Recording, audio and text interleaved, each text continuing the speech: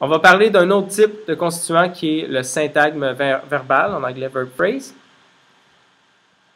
Donc, syntagme verbal peut correspondre à un verbe, suivi possiblement de constituants NP et ou PP.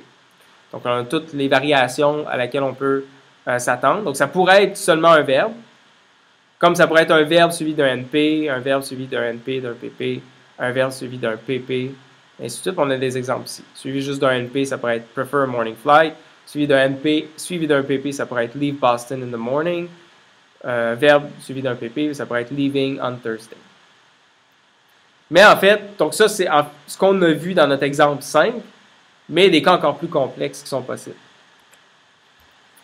Un VP pourrait être suivi d'une phrase complète. Ça pourrait être un verbe suivi d'une clause, d'un S. Comme You said there were 2 flights that were the cheapest. Où là, on a vraiment une phrase complète. Okay. Ça pourrait aussi être suivi d'un autre VP. On peut avoir un verbe suivi d'un autre VP. Il y a des verbes qui ont tendance à faire ça, comme le verbe want, would, like, try, intend, need. Donc, par exemple, I want to arrange 3 flights. I'm trying to find a flight that goes from Pittsburgh to Denver after 2 p.m. C'est un autre genre de structure qu'on peut avoir pour un VP. En fait, différents verbes vont accepter différents constituants qu'on va appeler leur complément. Donc, le verbe want peut avoir comme complément qui suit, constituant qui suit, un VP à l'infinitif, mais pas find, par exemple. C'est une propriété du verbe want par rapport à find.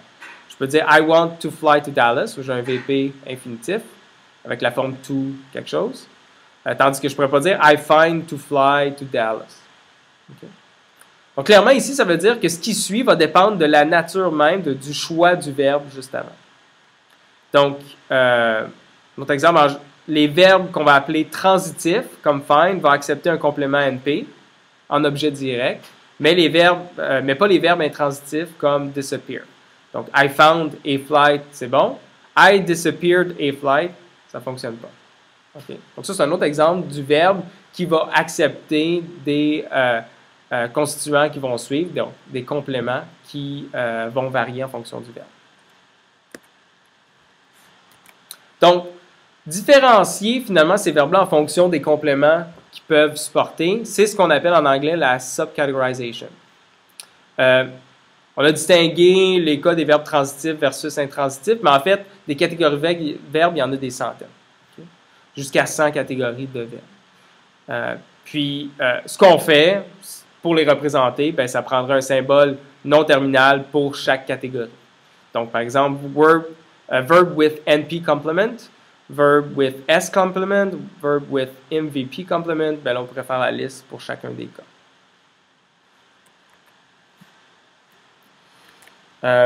Comme pour les accords, on pourrait avoir des règles spécifiques dans chacun des cas. Par exemple, ben, un VP, ça pourrait être un verb with no complement. Un VP, ça pourrait être un verb with NP complement suivi d'un NP.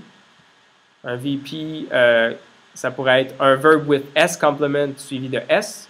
Donc, ça permettrait d'avoir une cohérence entre le verbe choisi et c'est quoi les compléments qui suivent. Donc, c'est quoi les constituants qui suivent.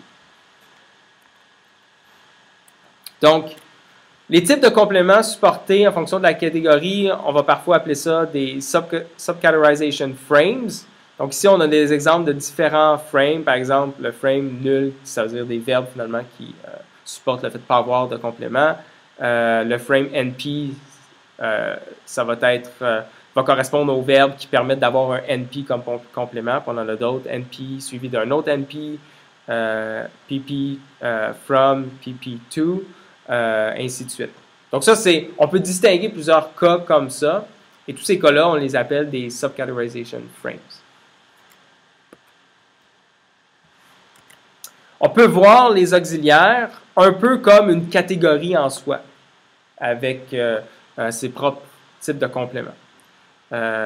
Et à l'intérieur, en fait, des auxiliaires, on va avoir 4 sous-catégories. Il va y avoir les auxiliaires modaux, can, could, may, might, must, will, ainsi de suite. Il va y avoir les auxiliaires parfaits, qui va être have en anglais. L'auxiliaire progressif, en anglais, ça va être be. Puis l'auxiliaire passif, ça va aussi être be en anglais. Et chaque catégorie va permettre des compléments différents. Donc à ce moment-là, on va vouloir des règles qui assurent la cohérence entre le type d'auxiliaire puis les compléments utilisés dans la règle. Donc, c'est une description très rapide là, du genre de structure qu'on peut modéliser avec des grammaires en contexte et qu'on observe dans des vraies données textuelles. Pour en savoir plus, pour la section 12.3.6.